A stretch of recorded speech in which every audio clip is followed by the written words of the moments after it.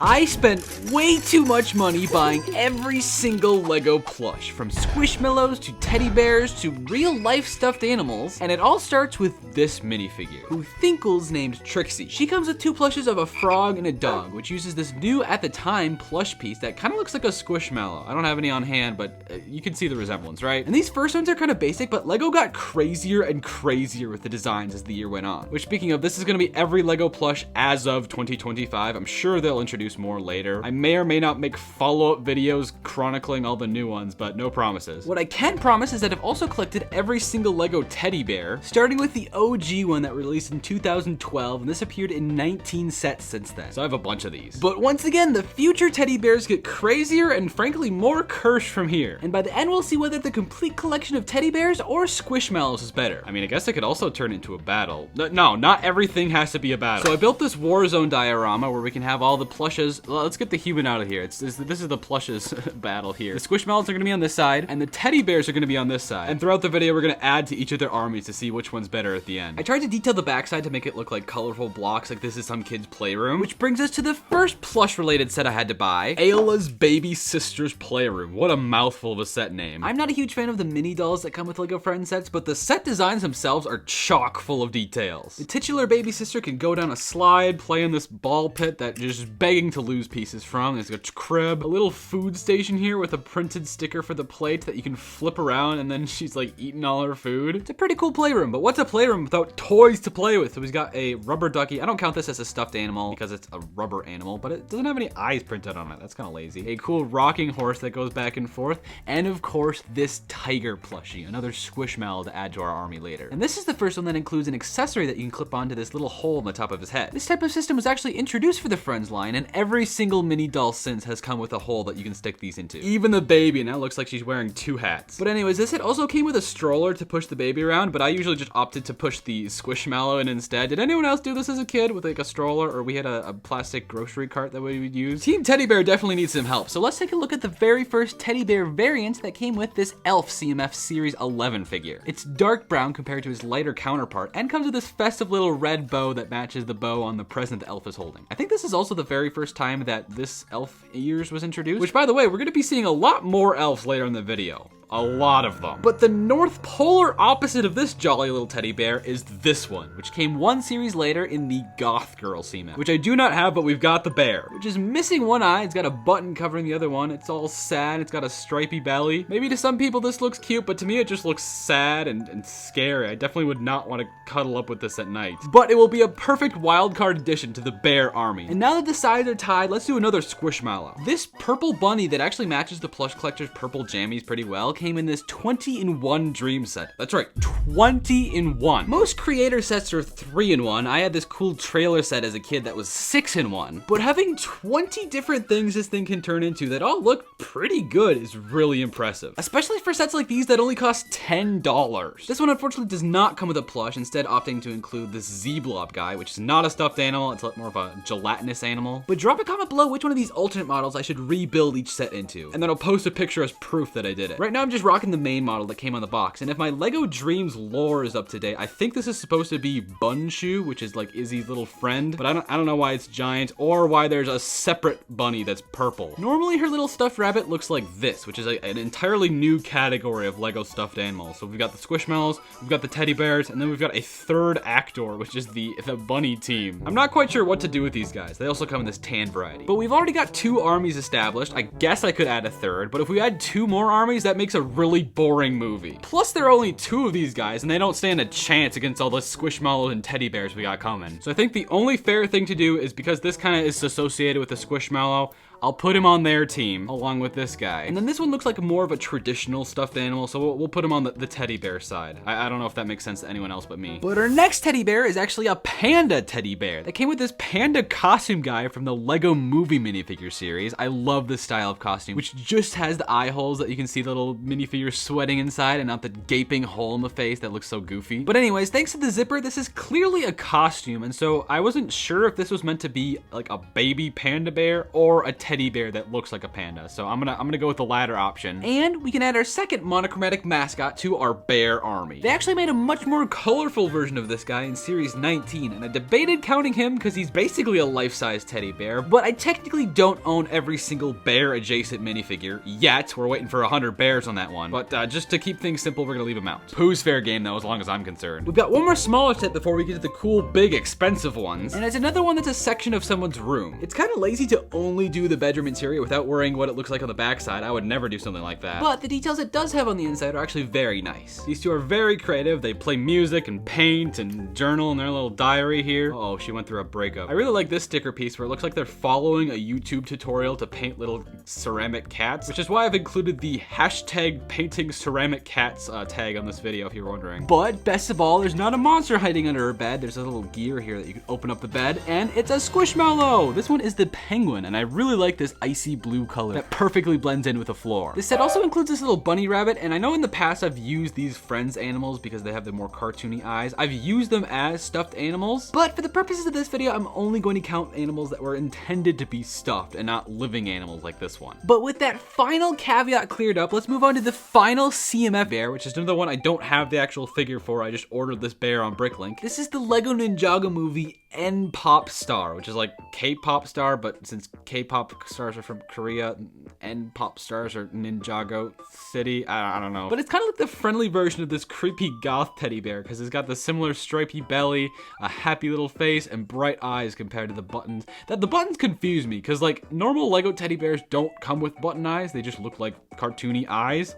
And then this has a button on it. So did it have two buttons originally, or did it have two eyes originally and it replaced the eyes with the button and then the button fell out? So many questions. But it's no question that LEGO was cooking with this comic book shop. Ever since the reboot, LEGO Friends sets are actually really good. They're just held down, in my opinion, by the mini dolls, which are so much less customizable, and this one has like some weird compatibility issues with this specific hairpiece. Like it doesn't actually stay on her head. That's just weird. But ignoring that, the actual builds are so creative and colorful, and anyone, boys and girls of all ages, can enjoy them. First, we've got this slushy shop with the little cool slushy machines inside that have the different flavors, and this gotcha ball machine in front that you can gamble away your life savings to get. What are we gonna get? What are we gonna get? You twist the thing and it actually like works. It's really cool. Whoa, we got the pink hamster thing. That is exciting. But the comic book and game store next door is where it's really at. Sorry, I actually did steal the black hot dogs for my video. But we got the little video game controller mascot that used to have arms until I ripped them out. Very clever design for the speech bubble here, established 1985. And these stickers on the windows advertising what nerdy memorabilia you might find inside. I guess if I had one complaint other than the mini dolls is that this set has a lot of stickers in it. But they do help achieve all the fun detail inside. Like this kapow rug, this cool arcade machine with all these fun little board games on the shelf up there, these professional RGB gaming PCs with these cool gamer chairs made with telephone pieces that mini dolls can actually fit inside. Normally they can't sit on things, but there's a special piece if I can get it to work. Their legs can clamp around this special piece so they can sit and game, playing what I assume is Mario Kart World since they're driving in a straight line. If we remove these chairs, you can kind of see, oh, they've got a foot pedal. They're sweaty gamers, but no, they've got these little soda cans underneath there. And next to the table is a trash can where they've thrown away or hopefully recycled their crushed up cans. It's a very simple yet effective design. We've got some toy weapons on display, including a knockoff lightsaber and this unicorn shield that the Castle fans are going crazy over. Big old box of comic books. All of these were one individual sticker piece, including this unicorn comic and an alien comic. What could that be? Well, thankfully we can remove these shelves to display some really cool prop helmets and a unicorn Squishmallow, finally. And then this one has a human skull for some reason. They're scattering the collectibles like they like to do. And the alien. Both of these come with some very fitting head hole accessories like the unicorn horn and the alien tentacle things, antenna I should say, that you can mix and match as you please. I know I talked about this in the main channel video, but I find the drip feeding of different classic space parts to make all the different colors is so much worse, so much more anti-consumer than the way LEGO spread out these plushes throughout the themes. At least every time they've used the plush, it's made sense. Like they make sense in a comic book shop or in a kid's bedroom. But LEGO is deliberately putting these space pieces is in sets that aren't space, because I guess we aren't getting any space with the Star Wars monopoly, because they know people will spend more money than they want to buy them. Okay, I'm sorry, I just get worked up about it. Let's just add these guys to the Squishmallow army and move on to a slightly less anti-consumer practice, like gambling. Yeah, for some reason, LEGO released several waves of sets targeted towards young girls with blind bags in them, so you couldn't tell which colored teddy bear you're getting in them. They did this with dogs, cats, and now bears. That's the 3 100 animals videos, by the way. And the actual teddy bears themselves are really cool. They've got this metallic pink printing on them, and this one's even like a coppery metallic material all around. I just don't know why it had to be a random gotcha thing, and you couldn't just pick which of these cool bears you wanted. Well, I know why they didn't do that, because they could make more money doing it this way, so you had to buy multiples of each set so you could get the one you wanted. It's probably a shelf space thing too, but at the very least, we have 4 new bears to add to our army. And to counteract that, we need a Squishmallow set with a whopping 6, or technically 7, no, I'm sorry, technically there's 4 unique Squishmallows here, but 6 total. In this crazy Kakamora barge set from the TV movie Moana 2. I always wanted the original Maui Big Fig, because although Disney sets usually use mini dolls, this is more of like a minifig scale Big Fig, although it does have a nose, so that's kind of cursed. But anyways, this set is basically one giant playground for Clunka, what are their names?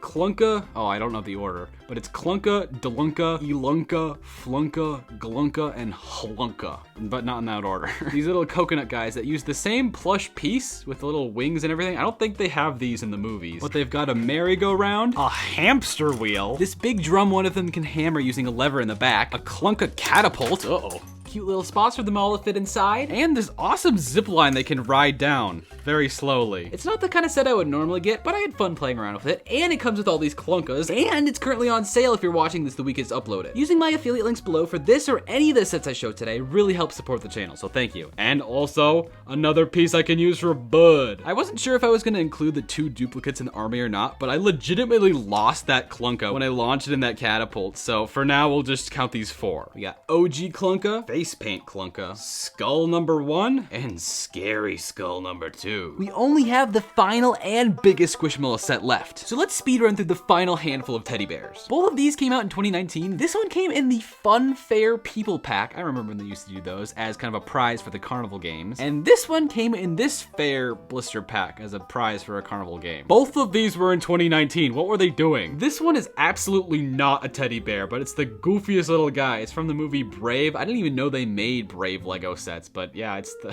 one of the bear cubs from the movie. And I actually need to crack into my 2025 Lego City Advent Calendar early to get the last one. If we just slice this tape on the back, it should pop open. Oh, this is kind of fun. And I had to look up which specific door it is, but before we open door number 3, there's another surprise waiting in door 13. So let's see what this one is. Oh, this is so fun. It's been a while since I've opened an Advent Calendar. Yeah, look at this. There's another alien plush in day 13, only they cheaped out and didn't include the antenna. By the way, did you know that you can use these plush pieces as minifigure heads? I didn't know this until one of the fan art submissions from Gunveer pointed this out, but you can just put this on there and it fits perfectly on the neck, so this almost looks like an alien kind of took over this person's body. But anyways, tangent aside, let's open up door number 3 for the final teddy bear, which is a polar bear teddy bear.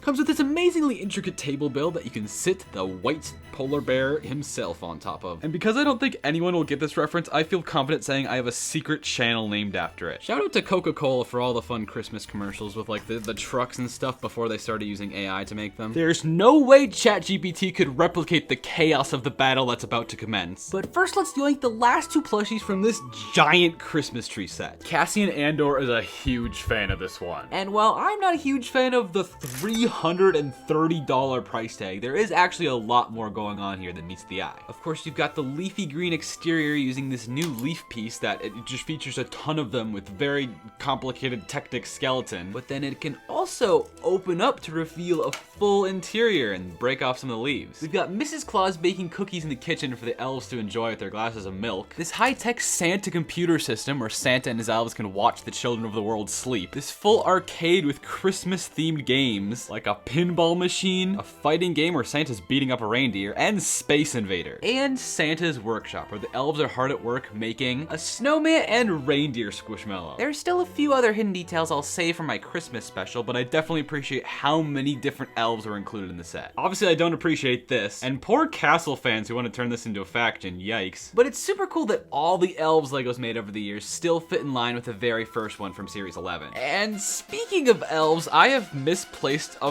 very important elf plush minifigure that I'm not even playing this up as a joke. I put it somewhere, and then when I look for it later, it was not there. So I really need to find that before that aforementioned Christmas special. But for now, the best we've got is the actual real life plush.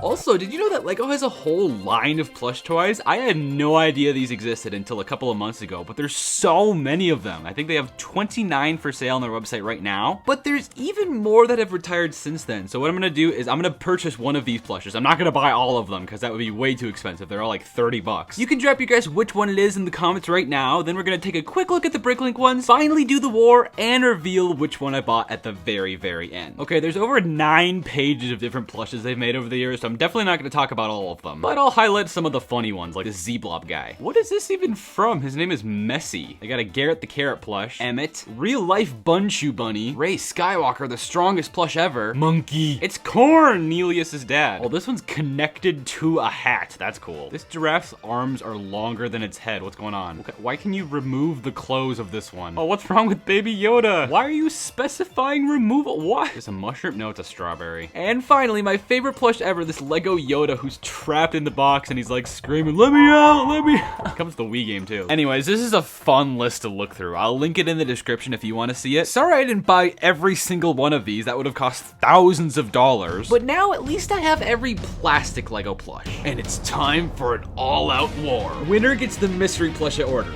Ready, set, go.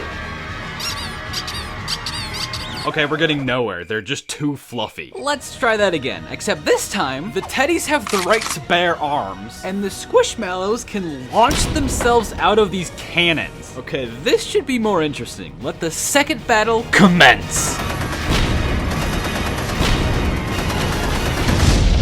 Well, that could have gone better. The entire battlefield is covered in fluff now. I guess no one won, and Trixie is left with nothing, except for the life-size plush I ordered earlier. I don't know if anyone is able to guess this, but it is the Blue Spaceman, which is kind of uncanny how accurate they got all the Lego pieces. But anyways, thanks for watching. Let me know which plush was your favorite in the comments before they exploded. Watch this video next to see me build a spaceship for every color of Lego astronaut, or this one to see all the plushes face off against monsters that you drew. Oh.